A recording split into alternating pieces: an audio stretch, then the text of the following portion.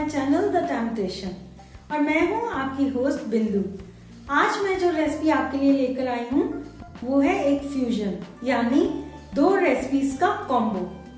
जी हाँ, आज मैं बनाने वाली हूं cheese burst paneer tikka pizza. नाम सुनने में जितना टेम्पटिंग है, खाने में उससे कहीं ज्यादा ये टेम्पटिंग है। तो चलिए शुरू करते हैं। लेकिन शुरू करने से पहले अगर आपने अभी तक मेरे चैनल को सब्सक्राइब नहीं किया है तो प्लीज मेरे चैनल को सब्सक्राइब कीजिए, मेरी रेसिपीज को लाइक कीजिए और ज्यादा से ज्यादा शेयर कीजिए। सबसे पहले हम पनीर को मैरिनेट कर लेते हैं। मैंने लिया है एक बाउल, इसमें मैं डालूंगी 1 कप हंग कर्ड। जब भी पनीर को मैरिनेट करना हो हमेशा हंग कर्ड लें, उससे टेक्सचर बहुत अच्छा आता है। 1 टेबलस्पून बेसन, 1 टेबलस्पून सरसों का तेल, स्वाद अनुसार नमक, हाफ टी स्पून देगी लाल मिर्च, हाफ टी स्पून गरम मसाला, half tea spoon chaat masala, 1 teaspoon lemon juice. अब इन सारे इंग्रेडिएंट्स को हम अच्छे से मिक्स कर लेंगे।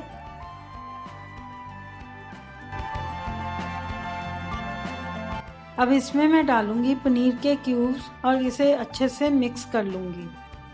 अब इसे ढककर हम 20 से 25 मिनट के लिए एक तरफ रख देंगे। अब हम पिज़्ज़ा का डो तैयार करते हैं। मैंने ली है एक परात, इसमें मैं डालूंगी 1 कप मैदा यानी 250 ग्राम मैदा, आधा कप आटा यानी 125 ग्राम्स आटा। आप चाहें तो सारा मैदा भी यूज कर सकते हैं, लेकिन मैं मैदा और आटा मिक्स करके बना रही हूँ। इसमें मैं डालूंगी 1 teaspoon baking powder, half teaspoon baking soda, 1 teaspoon sugar, 1 teaspoon salt. इन सारे इंग्रेडिएंट्स को अच्छे से मिक्स कर लेंगे। इसमें मैं डालूंगी 3 tablespoon vegetable oil, 1.5 cup curd. 1 cup curd हम अभी डाल लेंगे और सारे इंग्रेडिएंट्स को इस तरह से मिक्स करेंगे। जब सारे इंग्रेडिएंट्स अच्छे से मिक्स हो जाएं, तो बचा हुआ दही भी डालकर डो तैयार करेंगे।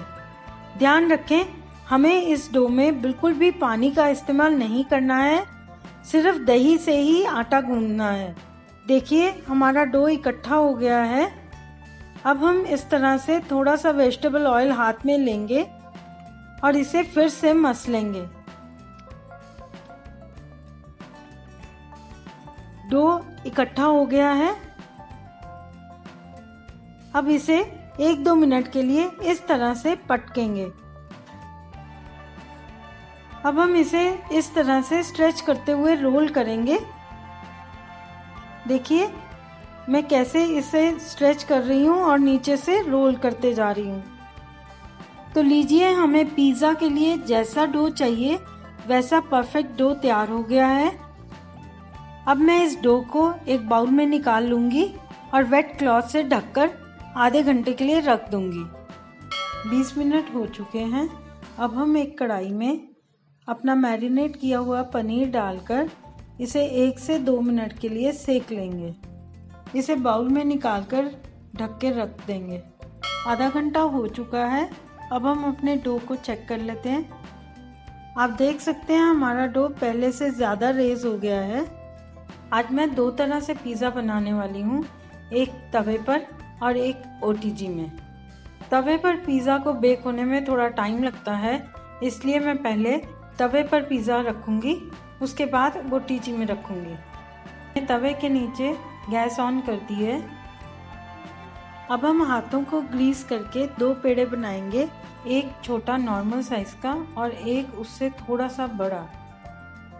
छोटे वाले पेड़े को हम चपाती की तरह बेल लेंगे और उसे तवे पर डालकर हल्का हल्का दोनों तरफ से सेक लेंगे। अब बड़े वाले पेड़े को भी इसी तरह बेल लेंगे। तवे को मैंने सिम पर ऑन कर लिया है और इस पर मैंने रखा है एक स्टैंड। यदि आपके पास इस तरह का स्टैंड ना हो तो आप कोई भी छोटी प्लेट जो हम घर में इस्तेमाल करते हैं उसे उल्टा करके रख सकते हैं। पिज़्ज़ा बनाने के लिए मैंने इस तरह की एल्युमिनियम प्लेट ली है। अगर आपके पास एल्युमिनियम प्लेट ना हो तो आप कोई भी नॉर्मल स्टील की प्लेट ले सकते हैं। अब मैं इस प्लेट को ग्रीस करूंगी। इसके ऊपर मैं मेल्टेड बटर लगा रही हूँ। आप चाहें तो कोई भी वेजिटेबल ऑयल लगा सकते हैं। अब हम बेली हुई इस रोटी को इस तरह से उठाकर इस प्लेट पर रखेंगे। यूजुअली रोटी को जब आप हाथ से उठाते हैं तो वो कहीं कहीं से स्ट्रेच हो जाती है, इसलिए कभी भी ऐसे ही रोटी हाथ से ना उठाएं, इसे हमेशा इस तरह से फोल्ड करते हुए उठाएं। अब एक फोक की हेल्प से मैं इस तरह से अनइवनली इसे प्रिक करूंगी। आपको ऐसे ही प्रिक करना है। अब सेंटर में हम डालेंगे चीज स्प्रेड। मैं अमूल चीज स्प्रेड यूज कर रही हूँ। इसे नाइफ की हेल्प से मैं इस तरह से फैला लूंगी। ध्यान रखें कि जब आप फैला रहे हों इसे सेंटर में ही आपको फैलाना है। अब सेकी हुई रोटी को इसके ऊपर इस तरह से रख के साइडों को मैं ऐसे फोल्ड कर दूंगी और हल्का हल्का दबा दूंगी, और इसके ऊपर भी फोक की हेल्प से इस तरह से हम प्रिक करेंगे। इसके ऊपर लगाएंगे पिज़्ज़ा पास्ता सॉस और इसके ऊपर डालूंगी मैं चीज़। मैं यहाँ पर अमूल चीज़ यूज़ कर रही हूँ। इसकी एक क्यूब मैं इसके ऊपर डाल रही हूँ। ऐसे ग्रेट करते हुए आपको डालना है। यहाँ पर प्लेट में मैंने कुछ वेजिटेबल्स रखी हैं, कैप्सिकम, टमाटर, कॉर्न्स, प्याज। अब मैं इन्हें बारी बारी से इस पिज़्ज़ा बेस के ऊपर डालूंगी।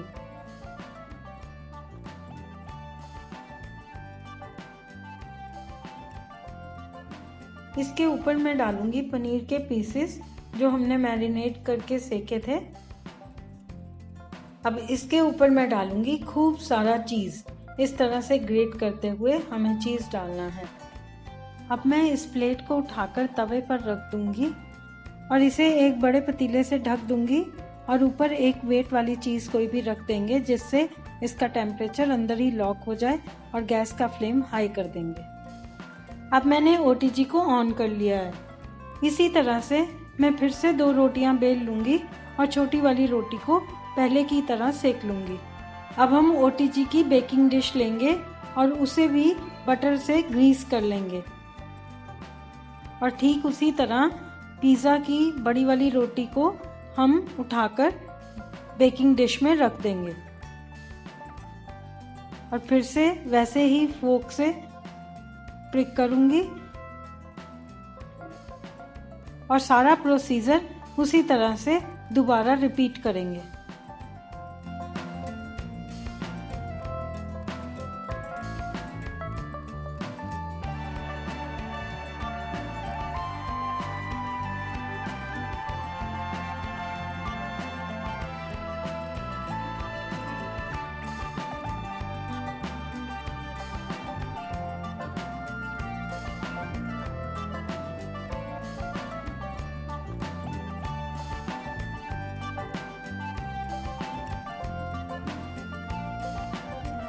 अगर आप चाहो तो इसकी साइड्स पर इस तरह से बटर भी लगा सकते हो, क्योंकि ऐसा करने से साइड्स और ज़्यादा क्रिस्प हो जाती हैं।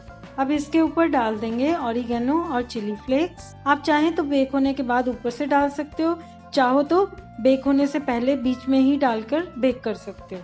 ये आपकी अपनी चॉइस है। हमारा OTG का पिज़्ज़ा अच्छे से बेक हो चुका है। अब मैं आपको इसे कट करके दिखाऊंगी। आप देखिए कितना क्रिस्प है, कितना चीज़ी है।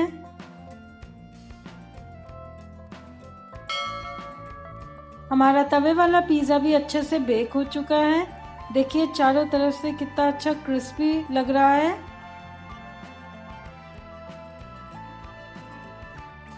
ये देखने में जितना टेम्पटिंग लग रहा है, खाने में उससे कहीं ज़्यादा टेम्पटिंग है। तो आप इसे बनाइए, खाइए और मुझे कमेंट करके बताइए कि ये आपको कैसा लगा। Stay home, stay fit and keep on trying my recipes. Thank you for watching.